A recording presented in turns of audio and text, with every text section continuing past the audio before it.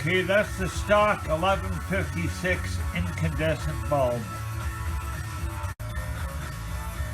Okay, and that's the new LED equivalent. LED flasher with the signal cover back on.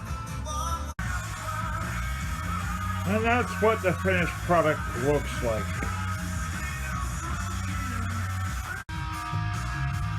The only downside with switching to the LED signal lights and the electronic flasher is the signal light doesn't go fully off.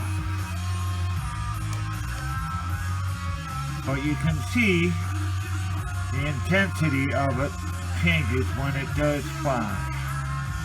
Small trade-off, at least in my eyes.